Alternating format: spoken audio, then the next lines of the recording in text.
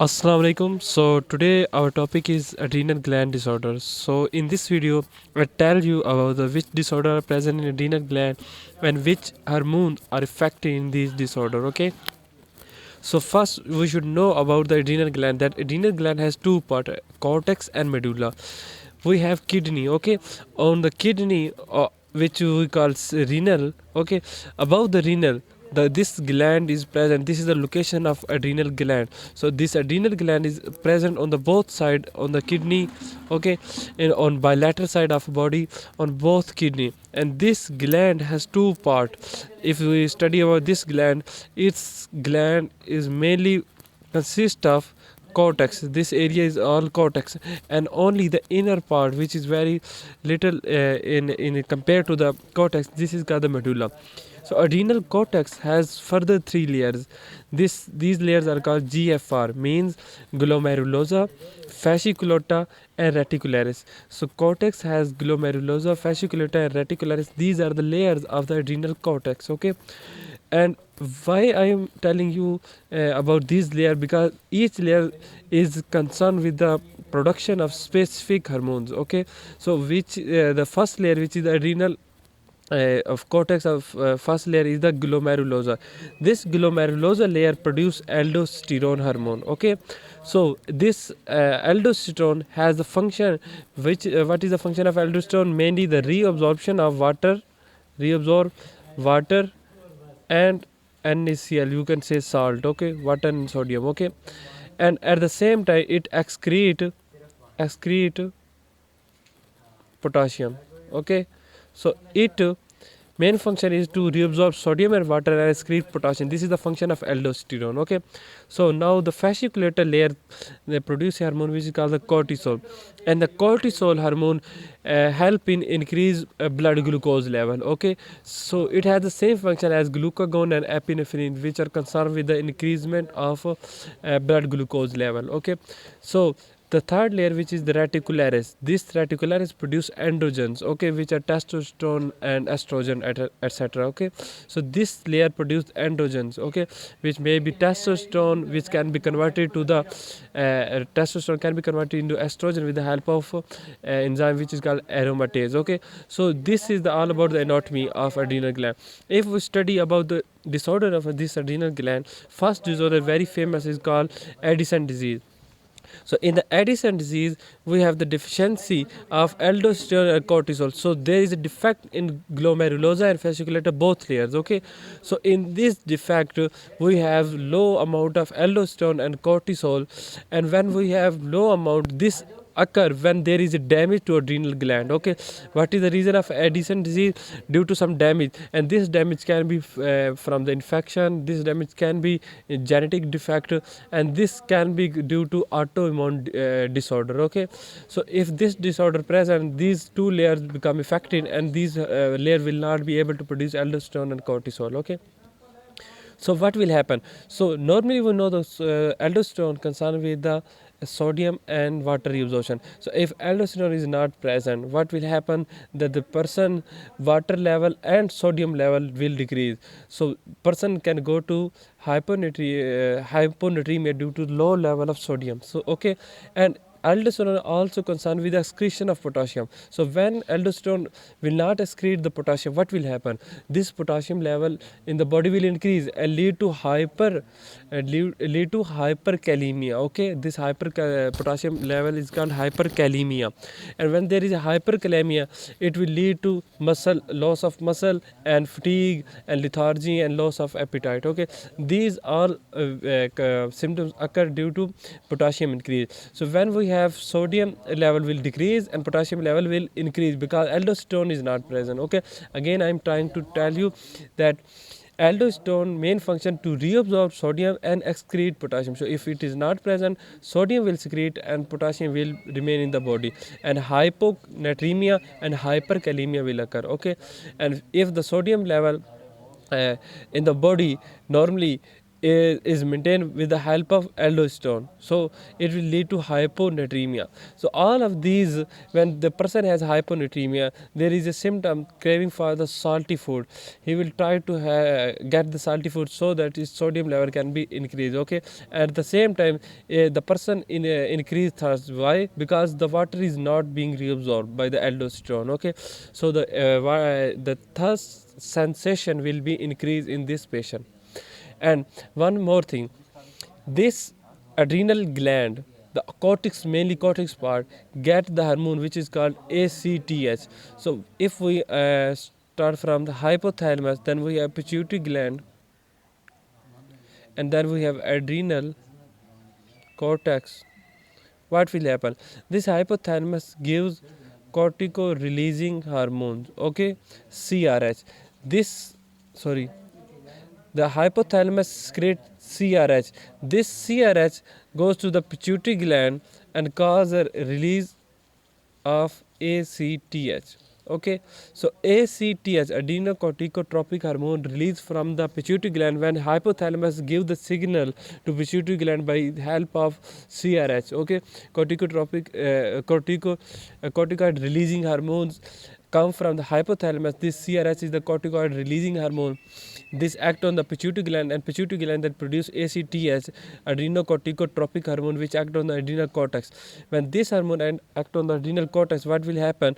This adrenal cortex produce its hormone, which are aldosterone, cortisol, and androgens. Okay, so this, when a person has the deficiency of these hormone, aldosterone or cortisol, what will happen? It will negative feedback level will cause the more secretion of ACTH, because aldosterone and cortisol level decrease in level. Okay, so this decreased level gives a signal to the pituitary gland, and then pituitary gland, what will do? It will increase the ACTH production, so that it will act on the adrenal cortex to produce more aldosterone and cortisol. So when this negative feedback mechanism cause more ACTH, some ACTH, this cause increase production of MSH, melanocyte stimulating hormone.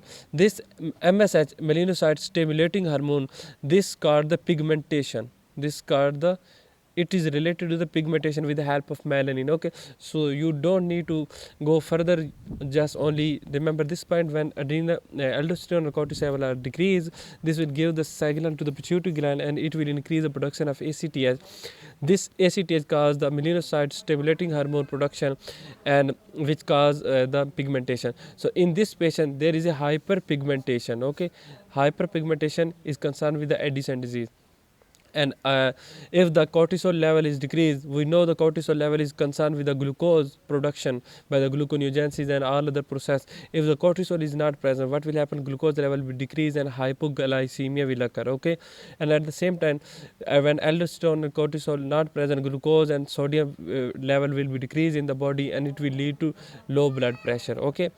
Okay, and I explained this hyponatremia before, that sodium will not reabsorb, so sodium level decrease, hyponatremia. So this was the Addison disease. If we come to the Cushing syndrome, what will happen in the Cushing syndrome?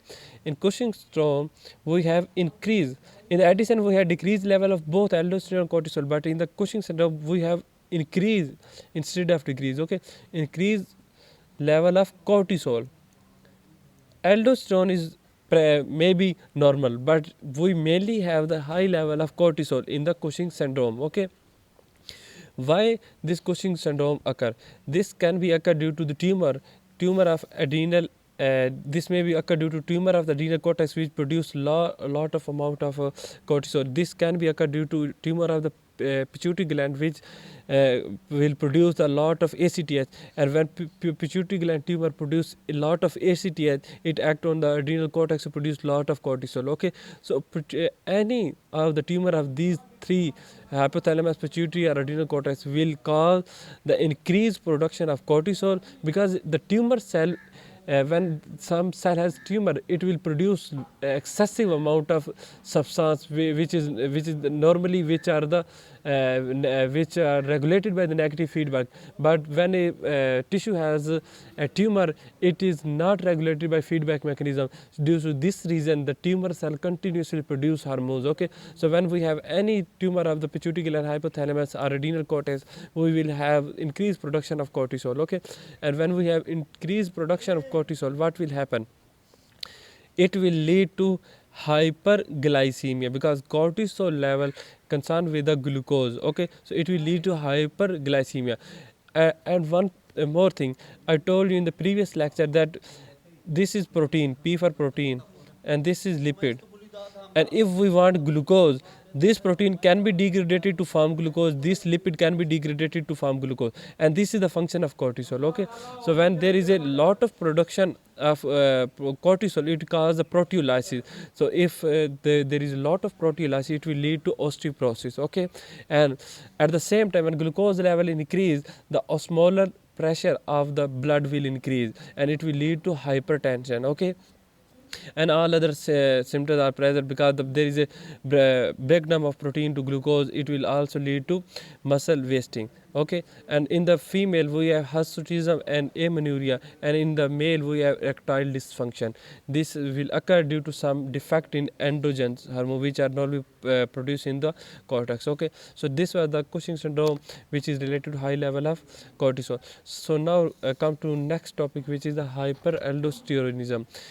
When there is a hyperaldosteronism, Cushing's syndrome was related to cortisol, and hyperaldosteronism is related to aldosterone. So when there is a lot of production of aldosterone, this will lead to the hyperaldosteronism. Okay, there are two type of hyperaldosteronism: the primary hyperaldosteronism and secondary hyperaldosteronism. Okay, we know the aldosterone is produced from the adrenal cortex. So if there is a defect in the adrenal cortex, okay, due to some tumor, it will produce large amount of aldosterone. This is called primary aldosteronism. Okay, and if there is a defect in the pituitary gland or hypothalamus, which are producing lot of amount of CRS and ACTH, so these two substance tumor will lead to secondary hyperaldosteronism. Okay, so primary aldosteronism was also called primary hyperaldosteronism Cohen syndrome. So primary hyperaldosteronism and Cohen syndrome are same thing, in which there is a increased production of aldosterone. Okay, so now come to the topic, when we have a lot of amount of aldosterone. When we have lot of amount of aldosterone in the Cohen syndrome, what will happen? Normal function of aldosterone will increase, and normal function of aldosterone is to reabsorb water and sodium. So it will lead to hypertension, because hypernatremia, high level of sodium is reabsorbed, so lead to hypernatremia, and more excretion of potassium lead to hypokalemia. And when there is a hypernatremia and at the same time high reabsorption of water will occur, this will lead to hypertension. Okay, when a person has hypertension, these symptoms can occur. Its heart problem will increase, heart rate will increase. Okay, muscle weakness will increase, and sleep apnea can occur. Okay, so this was the Cohen syndrome. Very most commonly asked why Cohen syndrome occur. This can be occurred due to the tumor of the adrenal cortex, or due to tumor of pituitary gland and hypothalamus. Okay, in which we have high level of aldosterone. Look, one thing you should remember: whenever there is a high level of hormone, there the cause should be the tumor, because the tumor is the disease of gland, which will increase the gland normal hormonal production. But when we have low level of hormone, it is mostly related to autoimmune disorder. Okay, so this thing you should remember, because autoimmune disorder cause the damage to the gland, and when there is damage, the gland cannot produce this hormone, which is the normal functioning of that gland. Okay, so now come to the pheochromocytoma. This is the last disorder of the adrenal gland disorder, pheochromocytoma. So all of the three disorder I explained you before, these are related to these are concerned with the adrenal cortex. Only one disorder I am going to tell you about the medulla, which is called pheochromocytoma. Pheochromocytoma is the tumor of adrenal medulla. So all the three disorder which I explained before was a disorder of cortex. So when there is a tumor in the medulla, it will lead to pheochromocytoma. So what is pheochromocytoma? You can say in this there is a lot of production of catecholamine. Catecholamine. mind. So sorry, because I didn't tell you about the function of medulla. I told you the function of cortex, that cortex has GFR, which produce aldosterone, cortisol, and androgen, and at the same time as I told you that adrenal gland consists of two parts, cortex and medulla. So this medulla of the adrenal gland, this medulla is concerned with the production of catecholamine. So if there is a tumor in the adrenal medulla, the catecholamine production will be increased, and we know the catecholamine, what are catecholamine? These catecholamine are dopamine, epinephrine, and norepinephrine. So these are catecholamines. Okay, so when there is a lot of production of catecholamine, what will happen? These hormonal normal what is the normal function of this hormone will increase in the increase production of catecholamine. Okay, so if we have lot of production of epinephrine and norepinephrine, it will cause the these hormones to increase their normal functioning. So normal functioning of epinephrine and non-epinephrine is related to increase heart rate, increase blood pressure. Okay, but when these hormones are in lot of amount, this functioning will over exceed the normal functioning. Okay, so it will lead to high blood pressure, it will lead to sweating, because epinephrine is related to sweating, and if there is a high blood pressure, it will cause a headache. So what we have symptoms, signs and symptoms, the skin is paler, chest pain. Why this chest pain occur? Because cardiac functioning is now increased due to lot of catecholamines. Okay, headache occur. Why? Because high blood pressure. Because normal functioning of norepinephrine, epinephrine, and catecholamine is to increase blood pressure. Because but these hormones are in lot of amount, so there will be high blood pressure, will lead to headache and anxiety. Okay, and there is a heavy sweating, high heart rate, and tremors can be occur in this disease, because there is a when there is a high heart rate, it means there is a high metabolism. When there is a high metabolism and high blood pressure, it can cause tremors. Okay, and there can be shortness of breath in this disorder. So in short, I can tell you that Addison disease is related to cortex, Cushing and hyperaldosteronism also related to cortex. So in Addison disease, we have decreased level of both aldosterone and cortisol. In Cushing syndrome, who has increased level of aldosterone, and in hyperaldosteronism or Cohen syndrome, which is called primary hyperaldosteronism, there is a lot of production of aldosterone due to some tumor. Okay, in pheochromocytoma, it is related to adrenal medullal tumor. Okay, when we have adrenal medullal tumor, it causes increased production of catecholamine. So this is all the topic. This is the topic which we are going to explain today, and I explained the whole adrenal gland disorder. If you like this video, please like and subscribe my channel. See you soon in next video. Thanks.